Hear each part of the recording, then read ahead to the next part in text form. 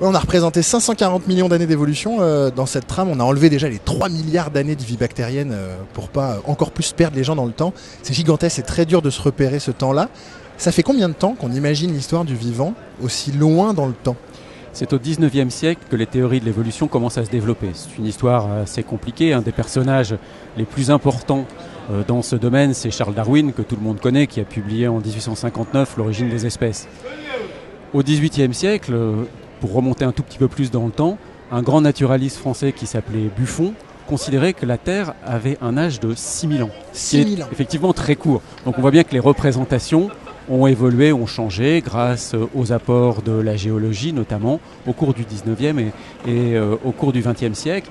Aujourd'hui, on sait bien sûr que la Terre a 4 milliards et demi d'années environ d'âge, ce qui est tout à fait considérable et qui n'a rien à voir avec les 6000 ans qu'envisageait Buffon. Tout à fait sérieusement par ailleurs. Donc ce qui est très intéressant dans ce parcours qui est offert aux Nantais et aux gens qui visitent la ville, c'est d'essayer de prendre conscience de cette immense durée qui s'est écoulée et au cours de laquelle le processus de l'évolution s'est déroulé de manière contingente, c'est-à-dire en mobilisant le hasard. Rien n'était prévu, des populations ont varié, des individus ont été sélectionnés et au cours du temps, des espèces nouvelles se sont formées et ont remplacé les espèces qui existaient déjà.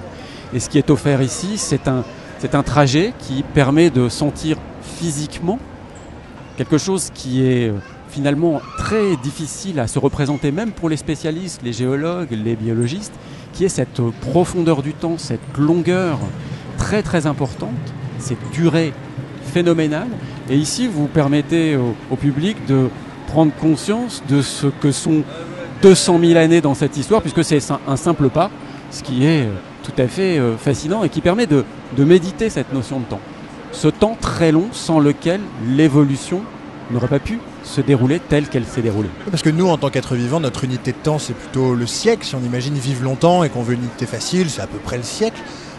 Pour se transformer, une espèce, il faut imaginer plutôt que c'est en combien? 1 million d'années? 1 million d'années, déjà, c'est 1000 millénaires. C'est très difficile de se représenter. C'est extrêmement difficile de donner une réponse absolue à votre question, parce que ça dépend de quelles espèces vous parlez.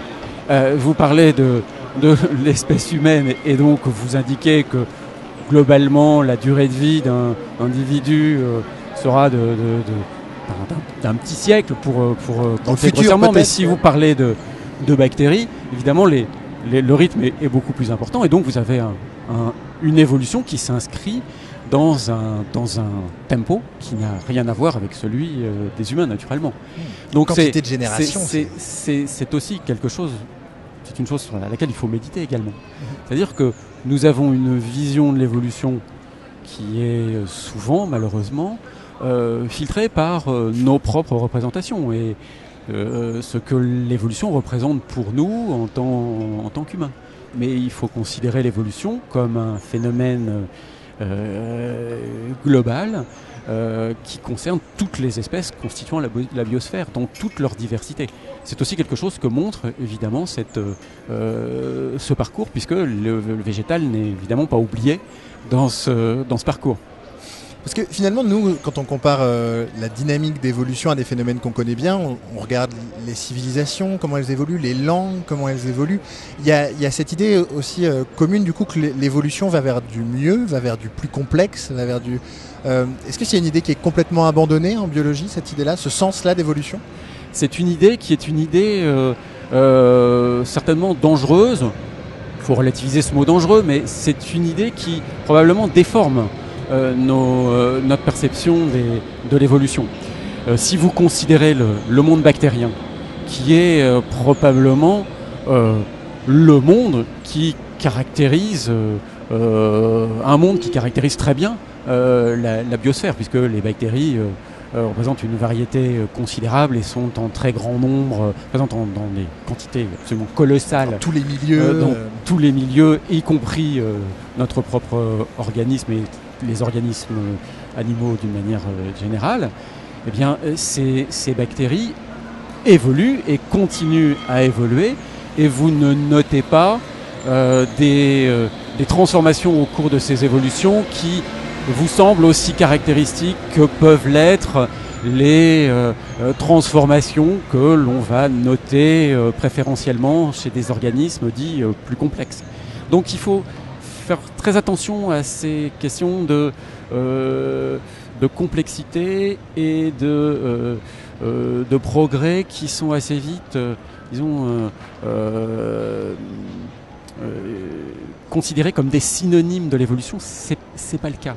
C'est il y a certes de la complexification au cours de l'évolution, mais il faut faire attention de pas que l'assimilation des termes ne soit pas une déformation finalement de ce qu'est l'évolution. Nous, on n'est pas particulièrement plus complexe que les autres animaux. Nous, on n'est pas particulièrement plus complexe que les autres animaux. On a néanmoins un cerveau qui présente un degré de complexité tout de même tout à fait remarquable et notable par rapport à d'autres espèces, bien entendu. Donc, il ne faut pas jeter la complexité avec l'eau du bain, mais il ne faut pas en faire le synonyme absolu de l'évolution. Et le but de l'évolution, surtout pas. Si l'évolution a été écrite par les chauves-souris, finalement, elle trouverait que nous, on est un peu sous-évolué au niveau de l'ouïe, finalement. C'est peut-être, oui, tout à fait. Bon, continuons à l'écrire.